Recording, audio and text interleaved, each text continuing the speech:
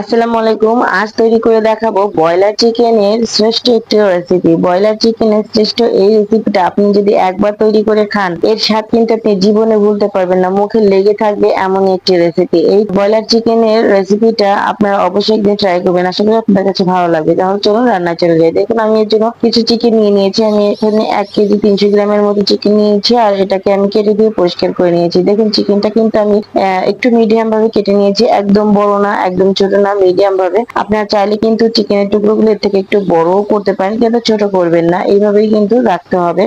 পর্যন্ত যারা যারা আমার ভিডিওটি চালু করেছেন অবশ্যই একটি লাইক করে দিবেন। আপনারা অনেকেই আছেন লাইক করতে ভুলে যান, আর আমি বলবো একটি লাইক করে সম্পূর্ণ ভিডিওটি কন্টিনিউ করবেন, আশা করি আপনাদের কাছে ভালো লাগবে। দেখুন, চিকেনটি রান্না করার জন্য আমি এখানে একটি কড়াই বসিয়ে দিয়েছি, দিয়ে দেবো সাদা তেল। আমি এখানে সাদা তেলে রান্না করছি, আপনারা চাইলে কিন্তু সরিষার তেলেও রান্না করতে পারেন। এখন যে চিকেনের টুকরোগুলো আমি করে রেখেছিলাম ওইগুলোই সরাসরি আমি এখানে তেলের ভেতরে দিয়ে দিচ্ছি। আর পুরোটা চিকেন দিয়ে আমি সামান্য কিছুটা লবণ উপর থেকে দিয়ে দিচ্ছি। এই চিকেনটাতে অবশ্যই কিন্তু এই প্রসেসটা আপনারা স্কিপ করবেন না। দেখুন, লবণ দিয়ে চিকেনটাকে আমি খুব ভালো করে দুইটা পাশে লাল লাল করে একটু ভেজে নিব। এইভাবে যদি শুধুমাত্র লবণ দিয়ে চিকেনটাকে একটু লাল লাল করে ভেজে নেন, সেক্ষেত্রে কিন্তু চিকেন ভাজাটা খুব সুন্দর হয়।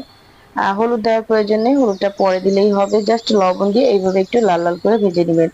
অবশ্যই হাই হিটে রাখবেন চুলার আঁচটা, তা না হলে কিন্তু এই চিকেন থেকে পানি ছেড়ে দিবে। হাই হিটে আমি 5 মিনিট করে দুই পাশ 10 মিনিটের মতো ভেজে নিয়েছি। আর যখন এইভাবে লাল লাল হয়ে যাবে তখন আমি এখানে দিয়ে দিয়েছি হাফ কাপ পেঁয়াজ কুচি, দিয়ে দিলাম কিছু গরম মশলা।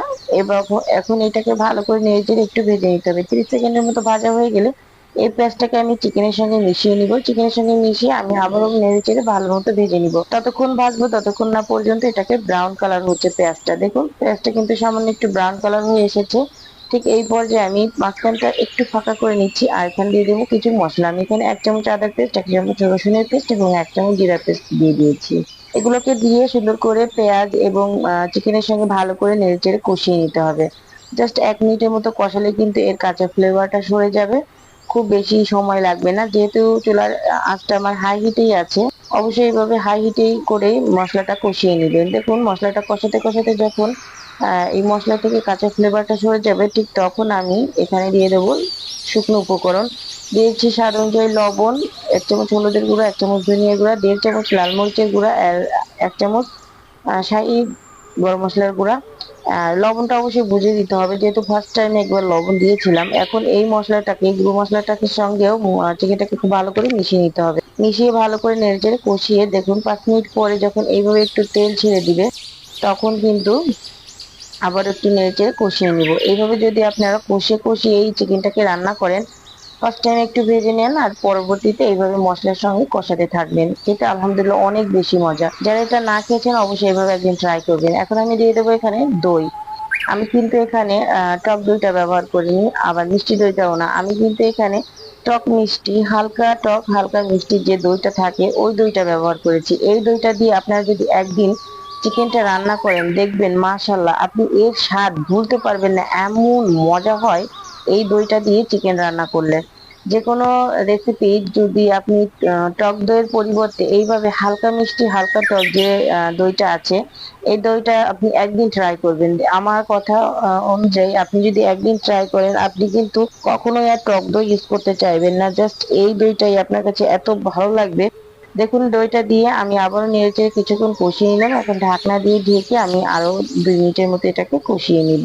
এটা দিয়ে এত ভালো লাগে, জাস্ট একটা ফ্লেভার আসে এবং খেতে এত মজা।